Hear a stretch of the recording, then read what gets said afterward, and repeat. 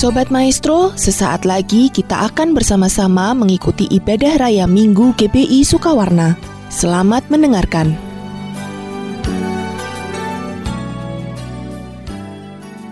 Tahun 2023, tahun untuk bangkit, jadilah pemenang. The year to rise up, be victorious. Kalau kita melakukan pesan Tuhan ini, saya yakin kita akan berkata bahwa tahun 2023 akan lebih baik dibandingkan tahun 2022. Yang percaya katakan amin. Padahal banyak hamba-hamba Tuhan dan juga para ahli mendapatkan bahwa tahun 2023 adalah tahun yang berat. Pandemi belum selesai. Perang Rusia-Ukraina juga belum selesai. Yang mengakibatkan krisis ekonomi dan krisis energi. Sepertiga dari negara di dunia, yaitu sekitar 70 negara, diperkirakan mengalami resesi. Bahkan negara yang tidak mengalami resesi, ratusan juta penduduknya merasakan seperti sedang resesi. Sekitar 47 negara sedang antri menjadi pasien IMF, International Monetary Fund. Indonesia pernah mengalami masa ini, yaitu pada tahun 1997-1998. Pastor D, seorang nabiah hamba Tuhan dari Perth, Australia, yang sudah sekitar 2 tahun menjadi pendoa syafaat saya, di mana nubuatan tajam memberikan nubuatan bahwa tahun 2023 badai dalam ukuran besar akan banyak terjadi. Gempa bumi di atas 5 skala Richter juga akan banyak terjadi. Kita diminta untuk menghardik lempengan-lempengan tektonik yang menyebabkan gempa bumi dengan berkata, dalam nama Yesus, diam, tenanglah. Dan Indonesia juga sedang memasuki tahun politik. Pada tanggal 14 Februari 2024 akan diadakan pemilihan presiden. Biarlah kita berdoa untuk ini dengan meminta presiden yang takut akan Tuhan, nasionalis dan toleran. Cindy Jacob mewakili Apostolic Council of Prophetic Elders, yaitu Dewan Kerasulan para Tetua Kenabian, mengatakan bahwa tema tahun 2023 adalah tahun berkat melimpah dan kekacauan. Mungkin ini terkesan kontradiktif. Bagaimana kita dapat memiliki berkat yang melimpah sekaligus kekacauan? Penjelasannya adalah kita akan melihat berkat melimpah di tengah kekacauan.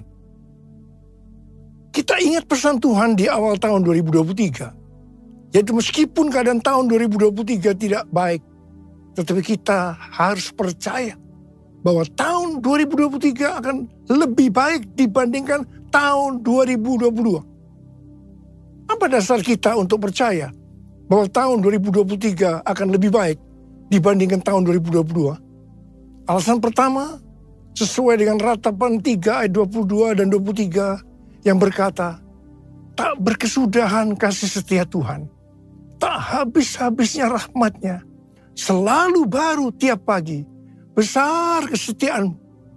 Kita harus percaya bahwa kasih Tuhan selalu baru tiap pagi, selalu baru tiap minggu, selalu baru tiap bulan, dan selalu baru tiap tahun. Alasan yang kedua, sesuai dengan Ratapan 3 ayat 24 yang berkata, Tuhan adalah bagianku, kata jiwaku. Oleh sebab itu aku berharap kepadanya. Jadi kalau kita berharap kepada Tuhan, maka kita akan berkata, tahun 2023 akan lebih baik dibandingkan tahun 2022. Haleluya! Alasan yang ketiga, kalau hati kita melekat kepada Tuhan, karena kita hidup intim dengan Tuhan, sesuai dengan Mazmur 91 ayat 14 sampai dengan 16, maka yang pertama, Tuhan akan meluputkan dan membentengi kita terhadap sakit penyakit, panah api dari si jahat, jerat penangkap burung, kedahsyatan malam atau terror of the night, yang berbicara tentang penculikan, perampokan, pemerkosaan, pembunuhan, terorisme, peperangan, dan lain-lain. Dan hal yang kedua, Tuhan akan menjawab ketika kita berseru pada masa kesesakan. Hal yang ketiga, akan memuliakan kita. Hal yang keempat, Tuhan akan memberikan panjang umur dengan berkat yang melimpah. Dan hal yang kelima, Tuhan akan memberikan keselamatan. Haleluya! Alasan yang keempat, kita percaya bahwa tahun 2023 akan lebih baik dibandingkan tahun 2022. Karena kita bangkit dan jadi pemenang. Tuhan melalui Sidney Jacob dan para nabi ini juga menunjukkan tentang Goshen. Goshen adalah tanah yang diberikan kepada anak-anak Israel ketika Yusuf menjadi Perdana Menteri di Mesir. Ini adalah tanah pilihan. Tanah ini menyediakan bagi mereka makan selama 7 tahun dalam masa kekeringan. Mulai tahun 2023 ini, kita akan mengalami tahun-tahun yang sulit. Tetapi Tuhan mengungkapkan kepada kita bagaimana membangun Goshen kita untuk tahun-tahun mendatang. Tuhan akan membuka cara-cara yang harus kita lakukan. Dan Tuhan juga berbicara melalui Yesaya 60 ayat 6 yang berkata, sejumlah besar unta akan menutupi daerahmu. Unta-unta muda dari Midian dan Eva. Mereka semua akan datang dari Sheba, akan membawa emas dan kemenyan, serta memberitakan perbuatan masyhur Tuhan. Berkat datang untuk anak-anaknya yang sungguh-sungguh melekat kepada Tuhan. Unta-unta akan datang membawa berkat keuangan kepada kita. Tuhan mengingatkan bahwa berkat materi yang kita dapatkan bukan hanya untuk kita sendiri, tetapi untuk dibagikan kepada mereka yang nantinya berkekurangan dan butuh bantuan. Aku percaya berkat-Mu atasku melimpah, kebajikan, kemurahan selalu mengikutiku. Ku puji, ku sembah Kau Tuhan. Kebajikan, kemurahan selalu mengikutiku. Ku puji, ku sembah Kau Yesus. Tuhan berbicara kepada kita untuk bangkit dan jadi pemenang melalui kitab Hagai. Tuhan berbicara melalui Nabi Hagai kepada Zerubabel bin Shealtiel, Bupati Yehuda, dan Yosua bin Yosadak, Imam Besar, untuk mengajak bangsa Israel membangun bait suci. Tuhan menegur bangsa Israel, karena selama ini mereka hanya sibuk membangun rumahnya sendiri. Tetapi rumah Tuhan tidak dibangun dan tetap menjadi reruntuhan. Akibatnya, mereka menabur banyak, tetapi membawa pulang hasil sedikit. Mereka makan, tetapi tidak sampai kenyang. Mereka minum, tetapi tidak sampai puas. Mereka mendapat upah, tetapi tidak pernah cukup. Karena seperti ditaruh di dalam pundi-pundi yang berlubang. Banyak pengeluaran yang tidak terduga, seperti sakit penyakit, dicuri, ditipu, dirampok, dan lain-lain terjadi. Mari, kita sekarang introspeksi, melihat diri kita masing-masing. Apakah keadaan kita seperti keadaan orang Israel pada waktu itu? Karena itu, masuk tahun 2023, Tuhan berkata kepada kita, bahwa ini adalah tahun untuk bangkit, jadilah pemenang. Kita diminta untuk bangkit dan membangun manusia rohani kita. Kita mesti menjadi serupa dengan gambar Yesus. Kita harus menjadi murid Tuhan Yesus. Kita harus menjadi pemenang. Maka Tuhan akan mencurahkan berkat, baik secara jasmani maupun rohani. Sesuai dengan Roma 8:29, bahwa goal kita sebagai orang percaya adalah menjadi serupa dengan gambarnya. Artinya menjadi murid Tuhan Yesus.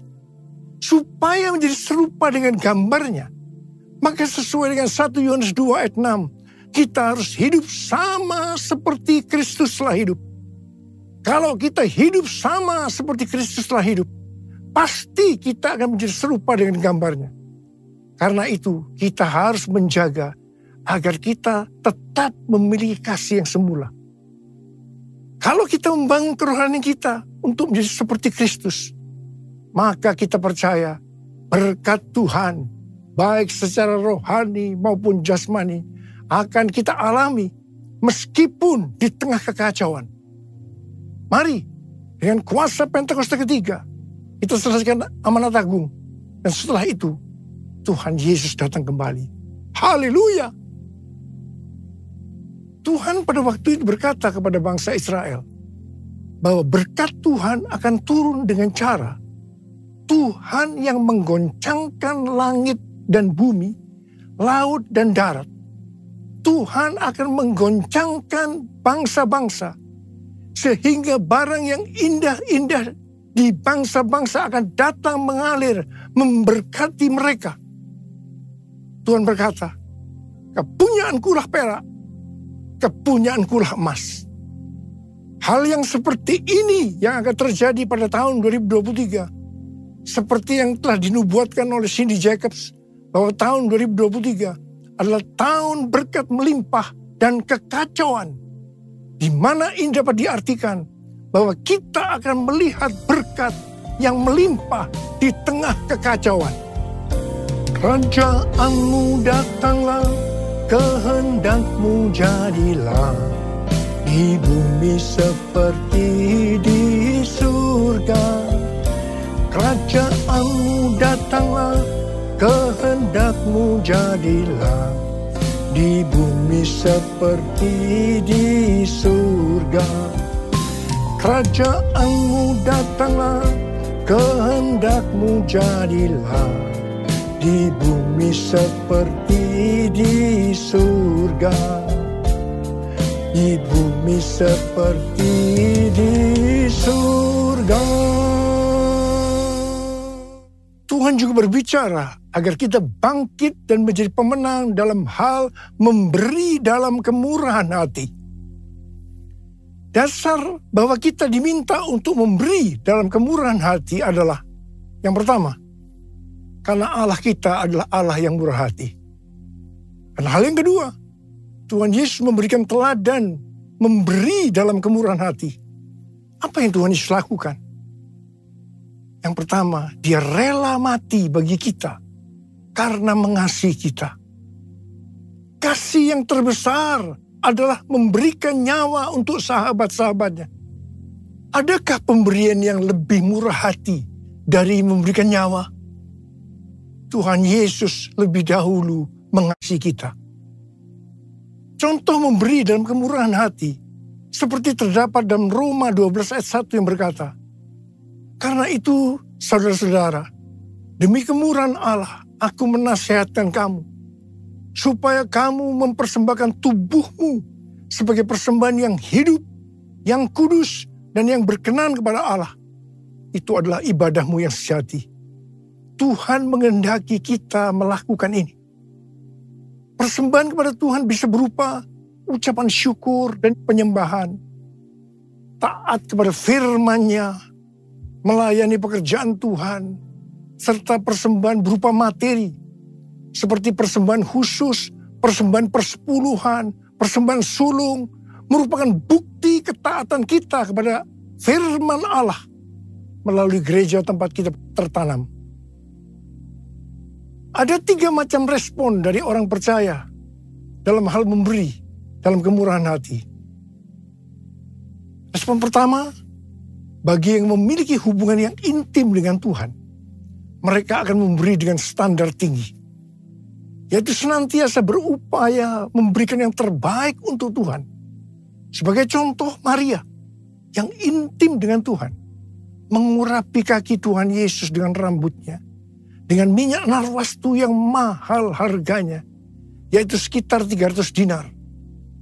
Itu merupakan upah 1 tahun bagi seorang pekerja. Jadi sangat besar nilainya.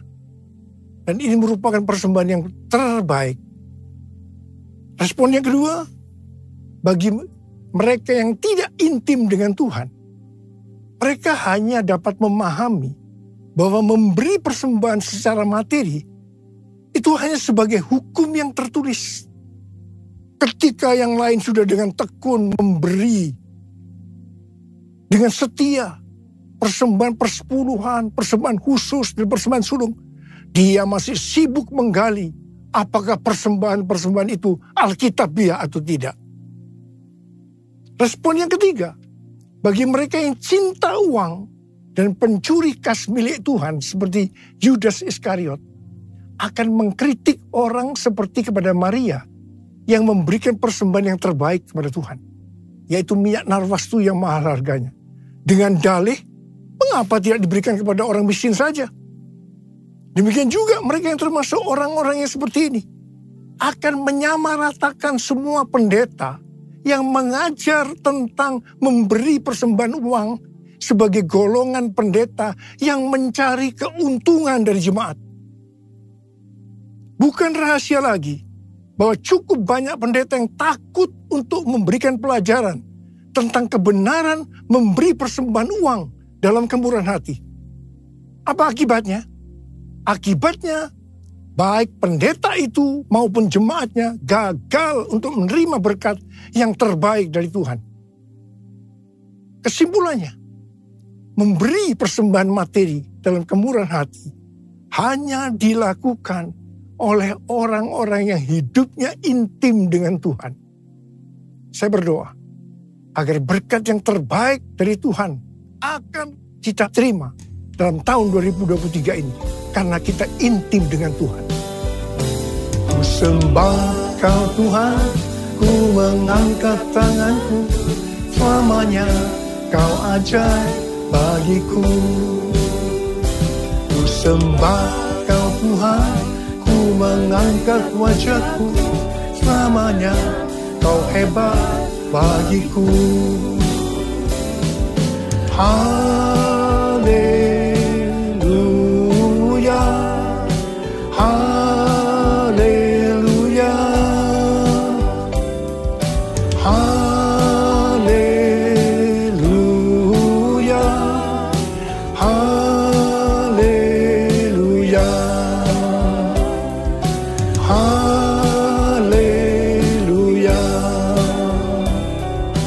haleluya.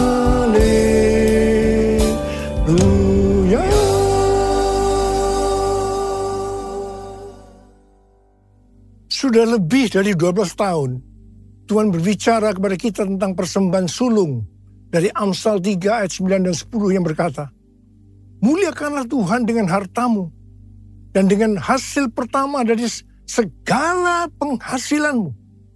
Maka lumbung-lumbungmu akan diisi penuh sampai melimpah-limpah. Dan bejana pemerahanmu akan meluap dengan air buah anggurnya. Sesuai dengan referensi dari catatan Amsal 3 ayat 9 dan 10 dari The Apologetics Study Bible dan catatan Alkitab Penuntun Hidup Berkelimpahan dari Life Application Study Bible versi Injili, maka yang dimaksudkan dengan persembahan sulung adalah hasil pertama yang merupakan hasil terbaik secara kualitas dan kuantitas. Hasil pertama dari gaji kita, bukan sisa-sisa. Persembahan sulung untuk tahun 2023 adalah seluruh penghasilan yang didapatkan pada bulan Januari 2023 yang diberikan pada bulan Februari 2023. Dalam Alkitab, Tuhan Yesus sendiri yang menyinggung tentang memberikan persembahan dari seluruh penghasilan seorang janda miskin dalam Markus 12 ayat 41 sampai 44. Pada suatu kali Yesus duduk menghadapi peti persembahan dan memperhatikan bagaimana orang banyak memasukkan uang ke dalam peti itu. Banyak orang kaya memberikan jumlah yang besar. Lalu datanglah seorang janda yang miskin. Dan ia memasukkan 2 peser, yaitu 1 duit. Maka dipanggilnya murid-muridnya dan berkata kepada mereka, Aku berkata kepadamu, sesungguhnya janda miskin ini memberi lebih banyak daripada semua orang yang memasukkan uang ke dalam peti persembahan. Sebab mereka semua memberi dari kelimpahannya. Tetapi janda ini memberi dari kekurangannya. Semua yang ada padanya, yaitu seluruh nafkahnya. Di sini Tuhan Yesus tidak melihat besarnya jumlah persembahan, tetapi berapa persen dari penghasilannya yang dipersembahkan. Meskipun jumlah persembahan janda miskin ini relatif kecil dibandingkan orang kaya tadi, tetapi Tuhan Yesus berkata, janda miskin ini memberikan lebih banyak dibandingkan dengan semua orang kaya itu. Mengapa? Karena persembahan yang diberikan janda miskin itu adalah seluruh nafkahnya, yaitu seluruh yang dia miliki. Ini contoh memberi dalam kemurahan hati. Persembahan sulung adalah bentuk memberi dalam kemurahan hati. Ini merupakan tolok ukur yang valid untuk menguji apakah kita memberi dalam kemurahan hati. Persembahan sulung diberikan dengan kerelaan hati dan ucapan syukur, bukan karena paksaan. Sekali lagi, bukan karena paksaan. Amsal 11 ayat 24 dan 25 berkata, ada yang menyebar harta, tetapi bertambah kaya. Ada yang menghemat secara luar biasa, namun selalu berkekurangan.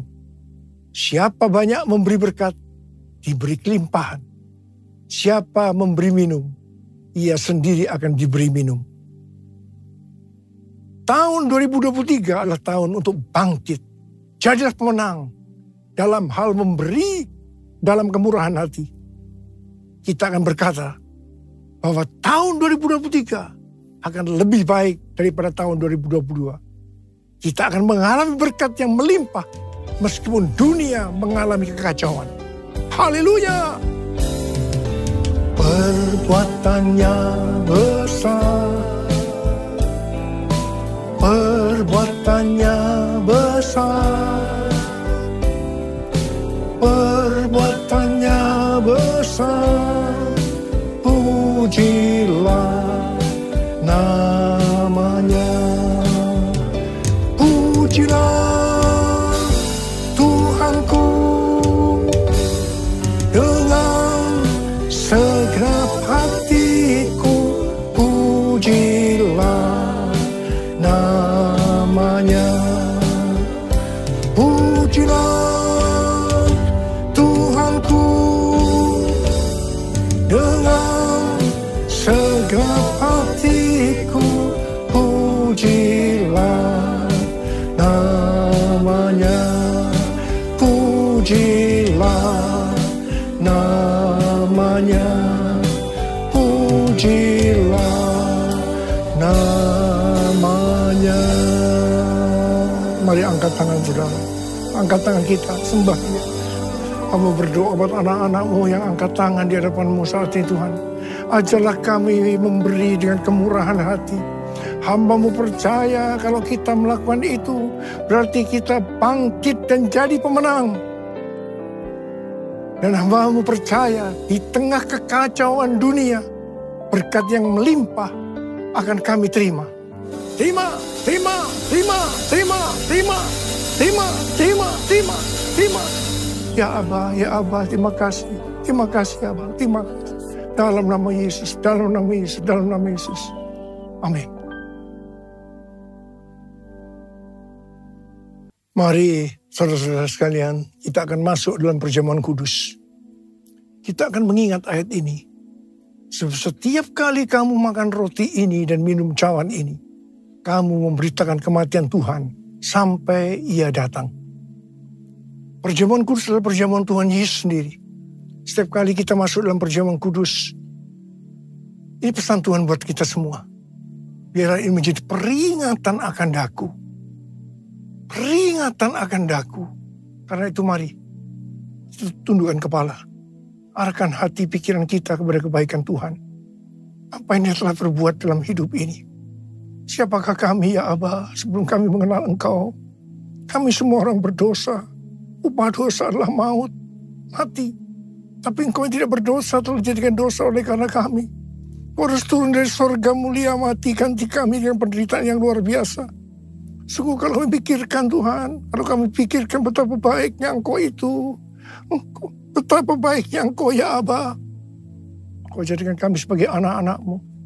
Kau berkati, Kau tuntun, Kau bela, Kau ajar kami. Tuhan terima kasih. Terima kasih buat kebaikan-Mu. Terima kasih Kau tegur juga kalau kami salah ya Aba. Itu Engkau ya Aba. Itu Engkau ya Aba. Tuhan akan memberkati kita melalui perjamuan kudus. Tapi Tuhan mau kita makan dan minum dengan cara yang benar. Karena itu masing-masing sekarang berdoa. Introspeksi, lihat keadaan diri masing-masing. Jangan menyimpan dosa. Kalau ada dosa yang Tuhan ingatkan, langsung akui di hadapan Tuhan. Akui di hadapan Tuhan. Ampuni kami. Ampuni. Ampuni kami. Ampuni kami. Ampuni kami. Ampuni kami Tuhan. Ampuni anak-anak-Mu. Bapa, layakkan kami masuk dalam perjamuan kudus. Makasih. Dalam nama Yesus kami berdoa. Amin. Sekarang, mari angkat roti di tangan kanan kita tinggi-tinggi. Sebab apa yang telah kuteruskan kepadamu telah aku terima dari Tuhan. Itu bahwa Tuhan Yesus pada malam waktu ia diserahkan mengambil roti. Dan sesudah itu ia mengucap syukur atasnya. Ia memecah-mecahkannya dan berkata, inilah tubuhku yang diserahkan bagi kamu. Perbuatlah ini menjadi peringatan akan aku. Tuhan kasih Tuhan. Bukankah roti yang kita pecah-pecahkan ini adalah persekutuan kita dengan tubuh Kristus? Mari kita makan dalam nama Yesus.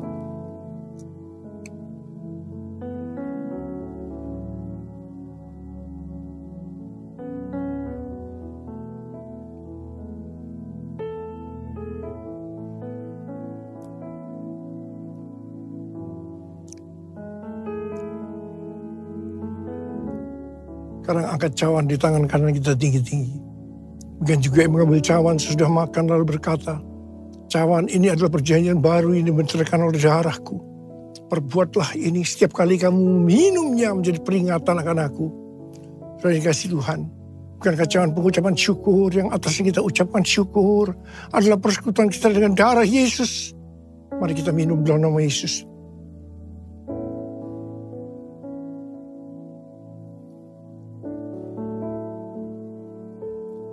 Mari angkat tangan kita. Ucapkan syukur dengan suara, jangan diam. Ya Tuhan, terima kasih Tuhan. Terima kasih ya Tuhan. Terima kasih ya Tuhan. Terima kasih ya Tuhan. Ya Aba, ya Aba, ya Aba, ya Aba, terima kasih. Terima kasih ya Aba. Terima kasih ya Aba. Hamba berdoa. Saya mau mendoakan bagi mereka yang sakit. Angkat tangan saudara. Tuhan, Kau melihat tangan yang terangkat. Mereka membutuhkan pertolongan Tuhan.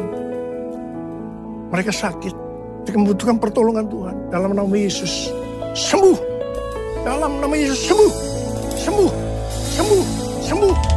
Terima kesembuhan. Terima pemulihan. Terima. Bapa, urapi kami. Urapi kami ya Abah. Terima pengurapan Tuhan. Terima. Kami terima pengurapan-Mu Tuhan. Kami terima pengurapan-Mu. Kami terima. Terima kasih. Terima kasih Yesusku. Terima kasih Yesusku. Puji syukur hanya bagi Tuhanku. Terima kasih Yesusku. Terima kasih Yesusku. Puji syukur hanya bagi Tuhanku. Terima kasih Yesusku. Terima kasih Yesusku. Puji syukur hanya bagi Tuhanku. Terima kasih Yesusku. Terima kasih Yesusku. Puji syukur hanya bagi Tuhanku. Puji syukur hanya bagi Tuhanku. Puji syukur hanya bagi Tuhanku.